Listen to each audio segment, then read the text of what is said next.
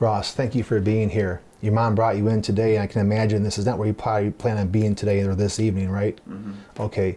Your mom seems very concerned about your drug and alcohol usage. And so I'm asking you a question.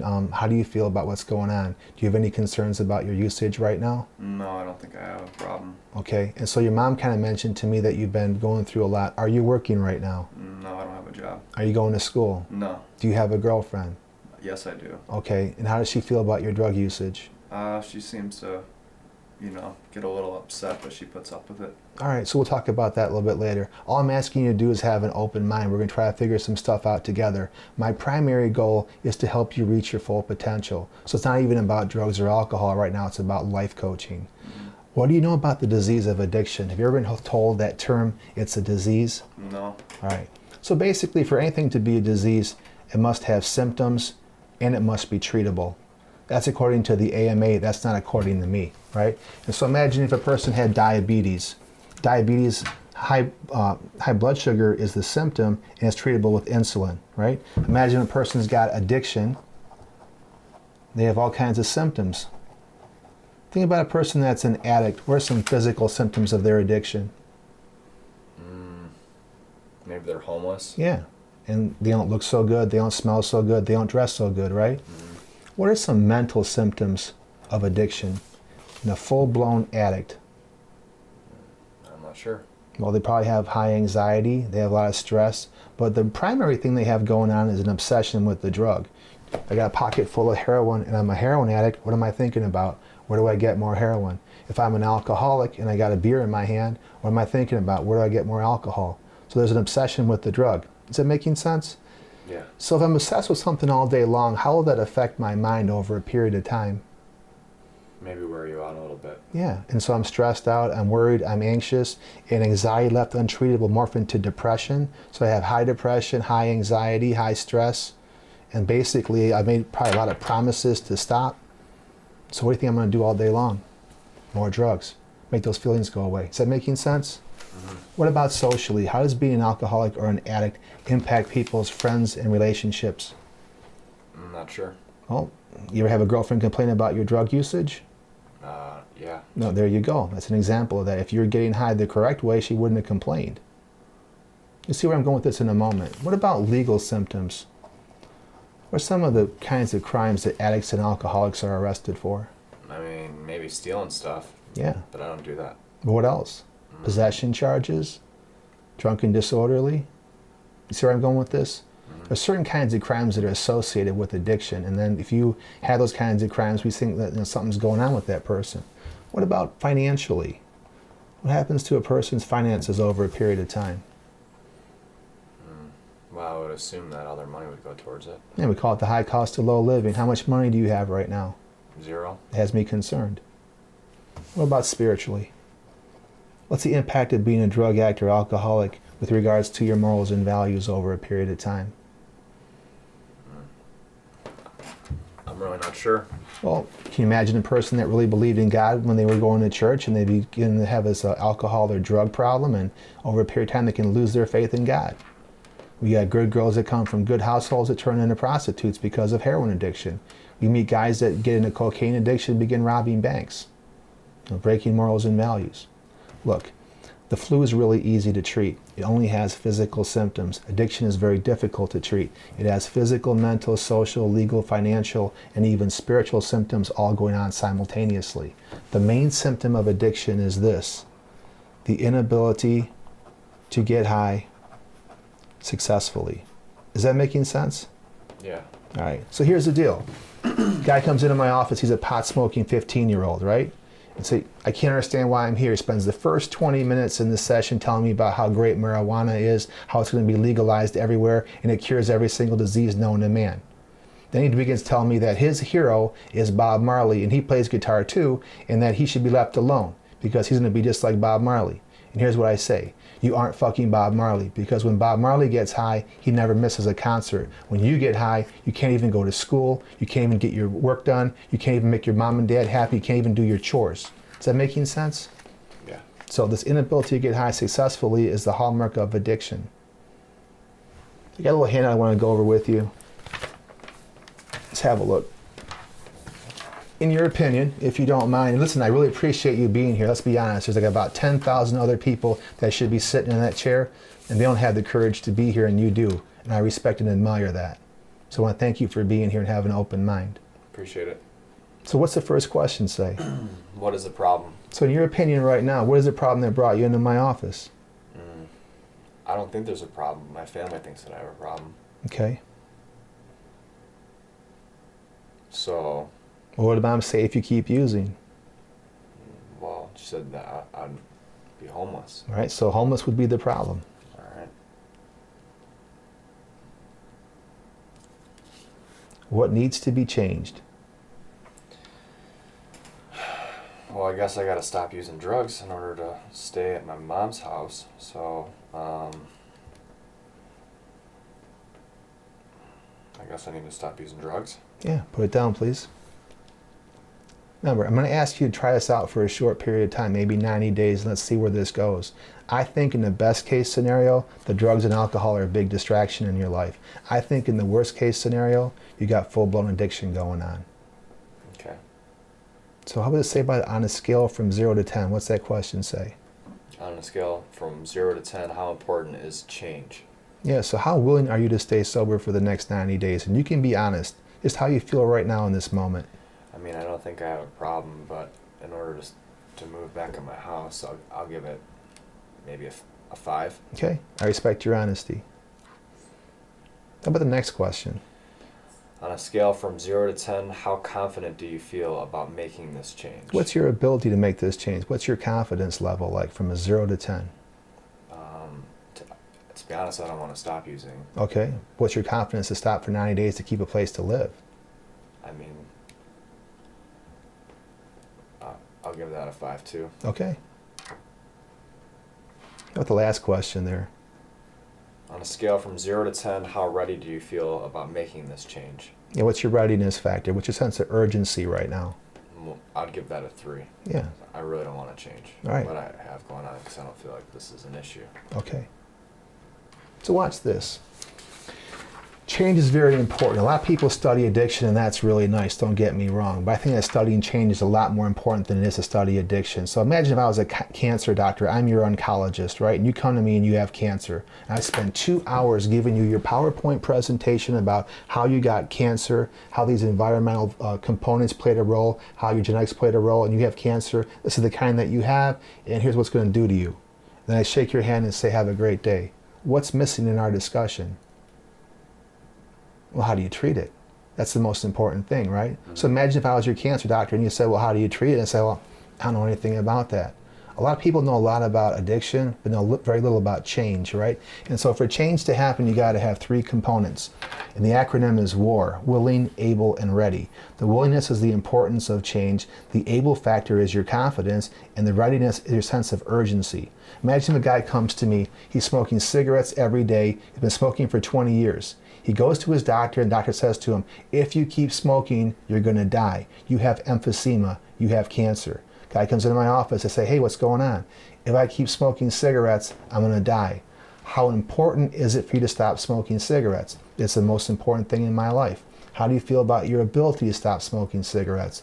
Well, I always set goals and I always achieve them. Fantastic. How do you feel about your sense of urgency to stop smoking cigarettes? Oh, I'm not going to do that until the football season is over. So where's our weakness at? The urgency. Is that making sense? Another guy comes in my office, same scenario, smoking cigarettes for 20 years. What are you doing here? If I don't stop smoking, I'm going to die. How do you feel about your confidence to stop smoking? Well, you know, I always set goals, but I never seem to achieve them. All right, that's honest. How do you feel about your sense of urgency? Do you want to stop smoking cigarettes today? Yeah, I want to stop today. Where's our weakness at? Right here. I got to build his confidence up. Is that making sense? Mm-hmm. All right, how about the next page? Okay, the willing, able, and ready. Once again, that's an acronym for WAR. So please, if you don't mind, do me a favor and read that first question there about willing, the importance. What could you do or say to make your change even more important to you? What would you have told yourself years ago to make yourself believe this change was very important? What could I do or say to make this change the most important thing in your life. And that's my role. The last question is my role. So in the first question, what would you do or say to yourself? You could go back in a time machine. Imagine 1 year ago today, right?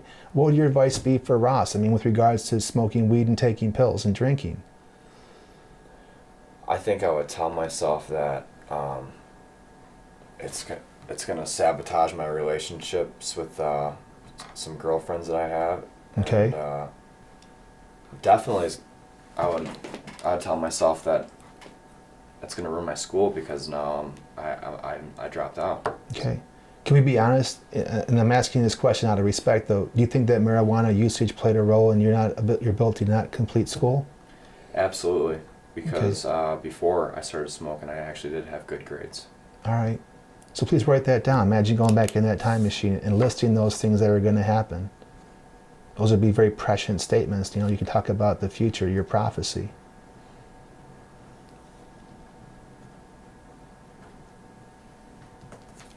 So when it comes down to my question here, what could I do or say to make this change the most important thing in your life? Here's what I would say to you, Ross. I would say, if you keep using drugs and alcohol, you will also be homeless, and we know that.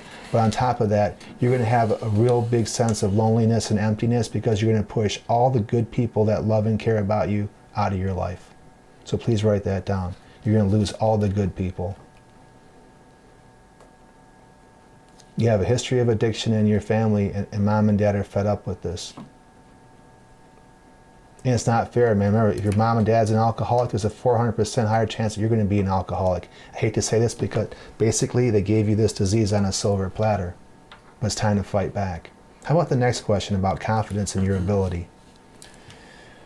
You want me to read it? Yeah, please. All right. Why is your confidence a blank? What was it, a 5? Yeah, it was a 5. Okay. All right. So why is your confidence a 5 and not a lowly 1 or 0? Clearly, you have been successful before, putting your mind to something and making it happen. What would you do or say to yourself to raise your confidence in the ability to make this change? What could I do or say to make you more confident in your change? Yeah, and the last question is my responsibility. So imagine yourself talking to yourself. What could you do in your internal dialogue to build yourself up and feel confident about staying sober for at least 90 days? I mean, definitely the, getting back in to be able to stay at my house is one thing, and the school, just getting sober, I could, look at having goals in my life because I don't have a lot of goals right now. Yeah, that makes a lot of sense. Yeah. So please write that down.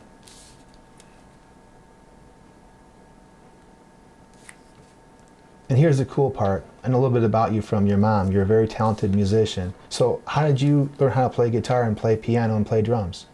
Taught myself. Yeah, that's incredible. So a person that can teach themselves to learn at least 3 instruments should have a lot of confidence in their ability to follow through on something. Mm-hmm. So I think you kind of underestimate your confidence. I'm betting on you to win. I believe you can do this based on your previous performance. Teaching yourself to play piano, learning how to play guitar, learning how to play drums. Not everybody can do that or follow through on that. That's a real skill set. That's a real ability. Is that making sense? Mm-hmm. All right. How about the last question with regards to the WAR, the urgency and the readiness? Okay. Why do you want to make this change now? Why do you put it off for another year? What is the worst thing that could happen if you delay this change? What are the benefits of changing right now?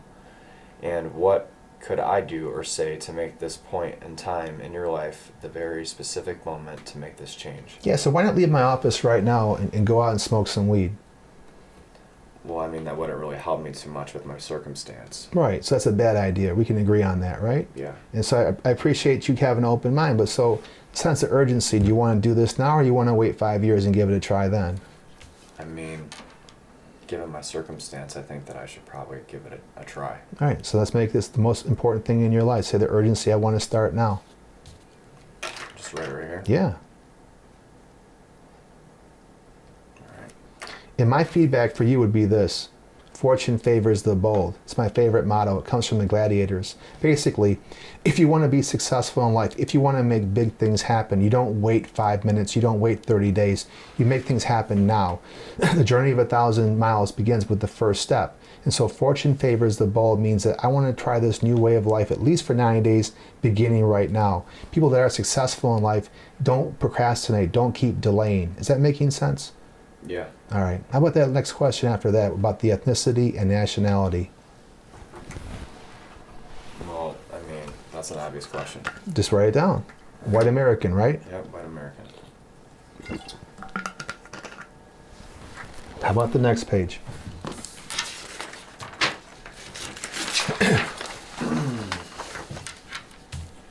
All right. What are the values of this ethnicity and nationality? Yeah, and what values were you raised with? And so the text box says, some people say that they were white or just American. So what are some of these American values? And Americans are famous for truth, importance of family, respect, honor, freedom, helping others, being successful, responsible, and hardworking.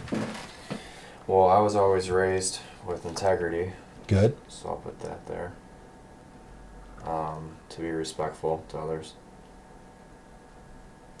My mom and dad always had a hard work ethic, Good. and I would definitely say helping others is another big one. And that's great. Now, the next question asks this, what values do you believe in? And here's why I did that, okay? When I first began doing this, I only had this section up here. And so one time a guy wrote down, I said, what values were you raised with? And he wrote down, get high, steal shit, and lie. So I go, oh, you're trying to be really funny here, aren't you? What are you trying to do, make fun of this whole handout? And he was in a group of people. I thought he was trying to be like disrespectful. He goes, no, I'm being really serious. I go, okay, explain to me what you mean by really serious. He goes, Raj, my mom was a prostitute. She raised me to lie to people. I was taught how to steal out of Myers so we had food. And when people actually ask us to pay the bills or pay the rent, I'd say she wasn't here. I was taught to lie, taught to steal, and taught to get high. We were shooting heroin together when I was 15. I'm thinking, whoa. I wasn't thinking about people being raised by wolves. So the reason why I have the next section is I wrote down, well, what values do you believe in? And that's when he says, well, I'm here. And I go, that's great, but why are you here? I'm here because of drug court. And I got a girlfriend that's pregnant.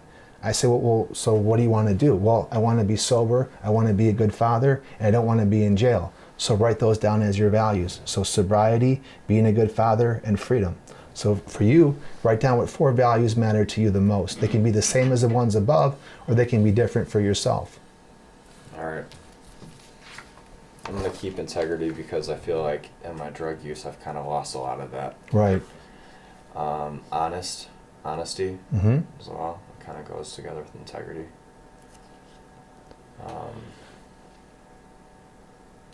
Being successful. Yeah. But That's a very American value. it's definitely something that's important to me.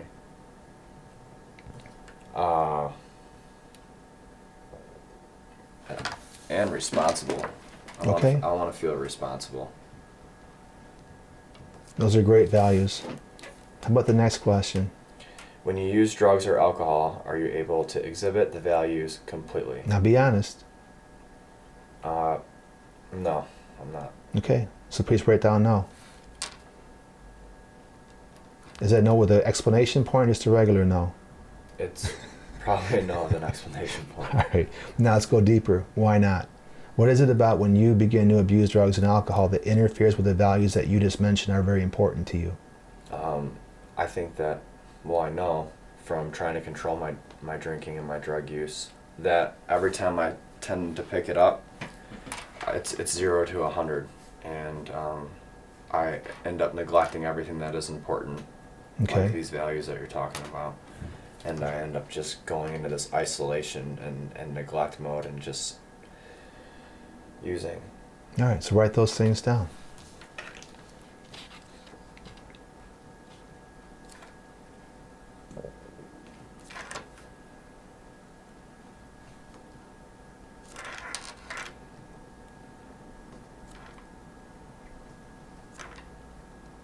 All right, cool. Next question. What have you done successfully before that was difficult? And have you ever beaten the odds, put your mind to something and achieved a goal? Have you ever been successful in doing something that people said you could not do or would not be able to do? How'd you learn how to play 3 instruments? YouTube? Yeah, there you go. That's part of it. Yeah, it's part of it, and I was determined. Right. I honestly put my mind to it. Yeah, that's just one of many things that you've done. So just write down, learn instruments. Yeah. All right.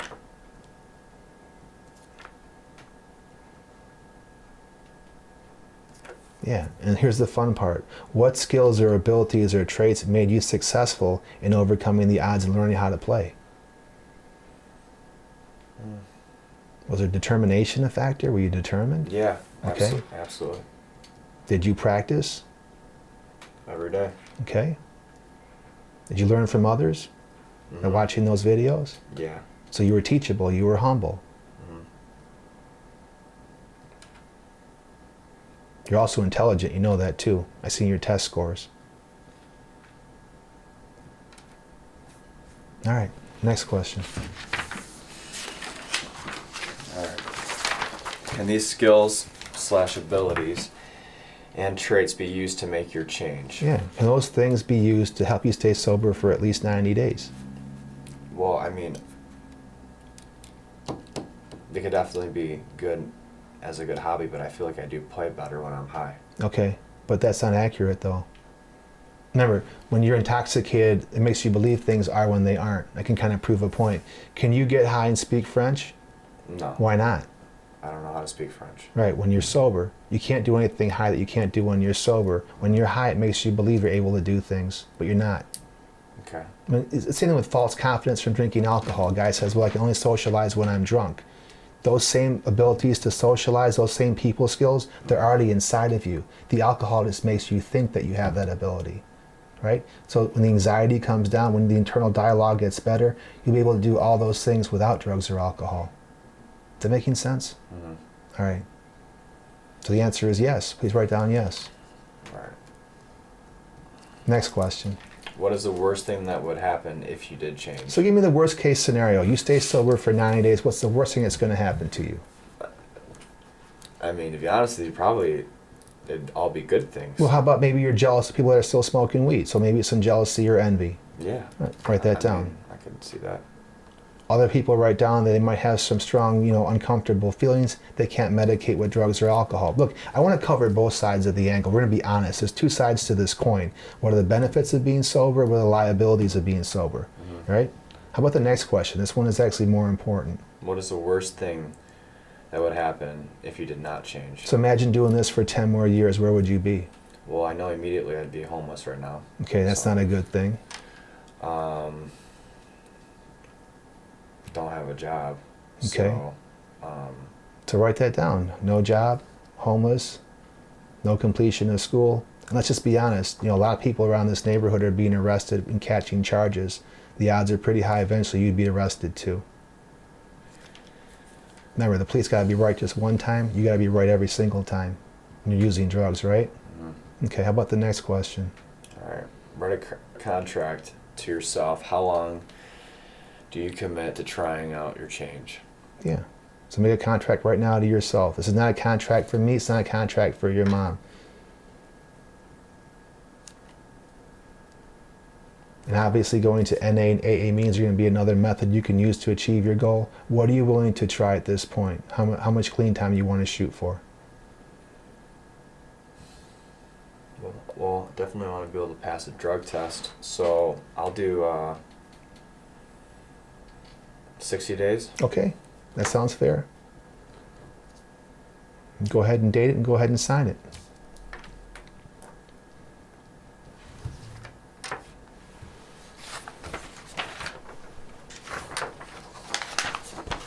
Do you want this or do you want me to keep That's it? for you to keep as a contract with yourself. All right. Now, have you ever heard about addiction being talked about in different ways from different cultures? No. I kind of mentioned to you that addiction is a disease because it's got symptoms and it's treatable. But in other cultures, they have a different perspective on addiction. Here's something that's kind of heavy. Intoxication is the vocation of the frightened and scared. What can that possibly mean to a person that's still using drugs and alcohol? I'm not sure.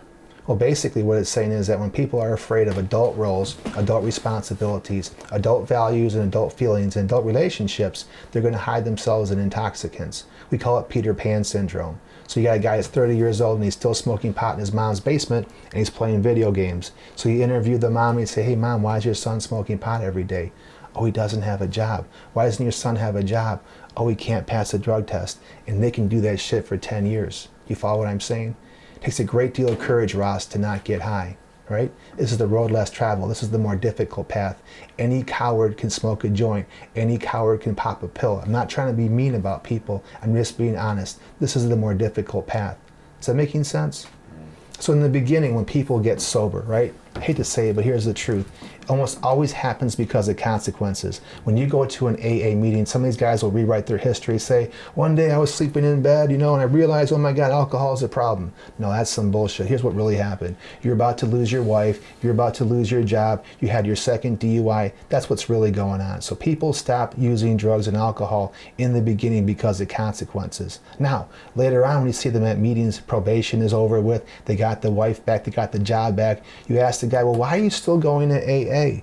Oh, there's all kinds of benefits. I'm making more money than before. I have higher self-esteem. I feel good about myself. I'm feeling physically really healthy. My wife is really proud of me. There's all kinds of rewards why they stay sober. But for a person to stay sober for a very long period of time, they want to incorporate it into their values and morals, right? That calls internal motivation. Rewards and consequences are external motivators, but values and morals are internal motivators. Let me kind of illustrate this for you. Do you mind if I ask you like a little bit of an outrageous question, if you're willing to just roll with it? Go for it. It's going to sound outrageous, but I just want you to roll with it, okay? Right. There's a method to my madness, I promise you, okay? Right. All right, here's the thing. I watch a lot of YouTube videos, right? What I haven't seen is any videos on YouTube of people shooting puppies in the head. You heard me right. Puppies in the fucking head, right? So here's the deal. I want you to get a gun. I'm going to give you a video camera too, and you're going to go out and shoot puppies in the head, right? And I'm going to give you $10,000 to do it. Do you want to do it? No. Okay. Why not? Because that's wrong. Okay. Well, let me ask you this question. If you don't shoot puppies in the head, how about I put you in jail for 30 days? No, I'll go to jail. You're kidding me. You go to jail for 30 days, not shoot a puppy in the head? Absolutely. That's amazing. Okay, so like trying to use rewards to motivate you don't seem to work, and trying to use consequences to motivate you doesn't seem to work. Let me ask you a question. Why won't you shoot puppies in the head? It's not right. How'd you learn that?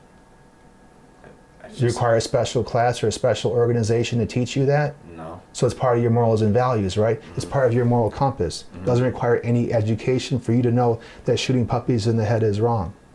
So I can't get you to do that, right? No. Imagine if you felt that way about drugs and alcohol. Imagine if you felt that using drugs and alcohol was against your morals and values. How could I ever get you to relapse? People that internalize their change keep their change forever. I know it's a lot of stuff to take in at one time, and I really appreciate you being here. Let's try out your contract. Let's go to some NA meetings. Let's see where it goes from there. All right. Thank you for your time. Appreciate it.